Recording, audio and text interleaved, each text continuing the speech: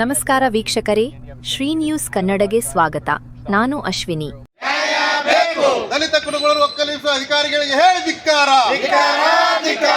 ಕೋಲಾರ ತಾಲೂಕಿನ ಮಟ್ಟಾಳ ಗ್ರಾಮದ ದಲಿತ ಕುಟುಂಬಗಳನ್ನು ಒಕ್ಕಲಿಸುವ ಅಧಿಕಾರಿಗಳಿಗೆ ಹೇಳಿ ಧಿಕ್ಕಾರ. ಬೇಕೇ ಬೇಕು, ಬೇಕೇ ಬೇಕು,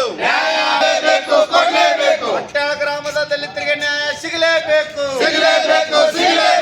ಅವರಿಗೆ ಪುನರ್ವಸತಿ ವಸತಿಯನ್ನು ಕಲ್ಪಿಸಲೇಬೇಕು.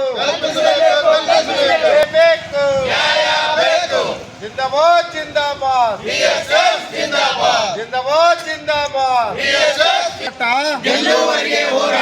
ಅದಕ್ಕಾಗಿ ಹೋರಾಟ, ನ್ಯಾಯಕ್ಕಾಗಿ ಹೋರಾಟ, ಬೇಕೇ ಬೇಕು, ನ್ಯಾಯ ಬೇಕು.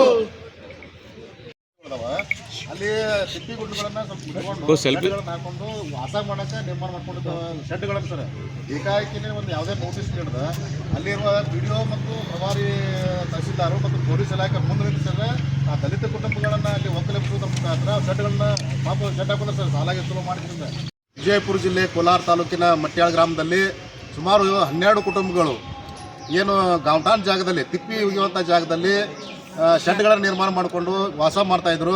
ಅಂಥವ್ರನ್ನ ಏಕಾಏಕಿಲಿ ಅಲ್ಲಿರುವಂಥ PDO, ತಹಶೀಲ್ದಾರ್, ಪ್ರಭಾರಿ ತಹಶೀಲ್ದಾರ್ ಹಾಗೂ ಪೊಲೀಸ್ ಇಲಾಖೆಯವರು ಬಂದು ಅವರನ್ನು ಅಲ್ಲಿಂದ ಶೆಡ್ಗಳನ್ನು JCB ಮೂಲಕ ಧ್ವಂಸಗೊಳಿಸಿ ಆ ಕುಟುಂಬಗಳನ್ನು ಬೀದಿಗೆ ತರುವಂಥ ಒಂದು ವ್ಯವಸ್ಥೆ ಮಾಡಿದ್ದಾರೆ. ಹಾಗಾಗಿ ಅದನ್ನು ನಾವು ಉಗ್ರವಾಗಿ ಕರ್ನಾಟಕದಲ್ಲಿ ಸಂಘರ್ಷ ಸಮಿತಿ ಅಂಬೇಡ್ಕರ್ ಅವರಿಂದ ಖಂಡಿಸ್ತಾ ಇದ್ದೇವೆ. ಹಾಗೆಯೇ ಇವತ್ತು ಸಂವಿಧಾನ ಜಾರಿಯಲ್ಲಿದ್ದರೂ ಕೂಡ ಒಬ್ಬ ದಲಿತ ಕುಟುಂಬಗಳಿಗೆ ಅಲ್ಲಿ ನೆಲೆಸುವಂಥ ಒಂದು ವ್ಯವಸ್ಥೆ ಕೂಡ ಇಲ್ಲಿ ಆಗ್ತಾ ಇಲ್ಲ. ವಿಜಯಪುರ ಜಿಲ್ಲೆ ಡಾಕ್ಟರ್ ಬಾಬಾ ಸಾಹೇಬ್ ಅಂಬೇಡ್ಕರ್ ವಿಚಾರದ ಪ್ರಕಾರ ದಲಿತರಿಗೆ ಸಮಾನ ಹಕ್ಕು ಕೊಡಬೇಕಂತ ಹೆಸರಿಂದ ಅದು ಕಾನೂನಲ್ಲೇ ಇದೆ. ಅವರಿಗೆ ವಸತಿಯನ್ನು ಕಲ್ಪಿಸಬೇಕು, ಊಟವನ್ನು ಕಲಿಸಬೇಕು. ಸುಮಾರು 22ನೇ ತಾರೀಕು ಅವರನ್ನು ಅಲ್ಲಿ ಒಕ್ಕಲೆಬ್ಬಿಸುವಂಥ ಕೆಲಸ ಅಧಿಕಾರಿಗಳು ಮಾಡಿದ್ದಾರೆ. ಹಾಗಾಗಿ ಸುಮಾರು ಇವತ್ತು 15 ದಿವಸ ಆಯಿತು. ಮಹಿಳೆಯರು ಅಲ್ಲೇ ಒಂದು ಏನು ಗಾಂವ್ಟಾನ್ ಜಾಗದ ಶೆಡ್ ಕಿತ್ತಿದಾರಲ್ಲ ಅಲ್ಲೇ ಅವರು ಪ್ರತಿಭಟನೆಯನ್ನು ಹಮ್ಮಿಕೊಂಡಿದ್ದಾರೆ.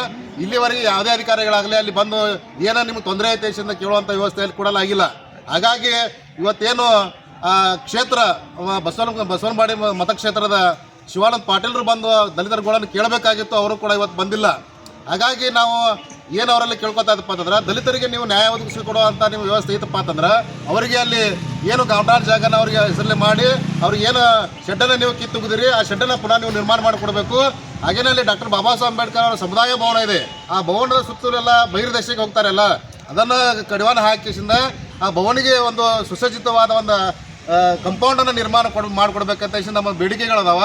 ಹಾಗಾಗಿ ಈ ಏನು ಶಾಂತ ರೀತಿಯಿಂದ ಪ್ರತಿಭಟನೆ ಅಲ್ಲಿ ಮಟ್ಯಾಳ ಗ್ರಾಮದಲ್ಲಿ ನಡೀತಾ ಇದೆ ಅದು ಉಗ್ರ ಸ್ವರೂಪ ತಾಳರ್ದಂಗ ಜಿಲ್ಲಾಡಳಿತ ನೋಡ್ಕೋಬೇಕಂತ ಅವರಲ್ಲಿ ಕೇಳ್ಕೊಳ್ತಾ ಇದ್ದೇವೆ ನಾವು.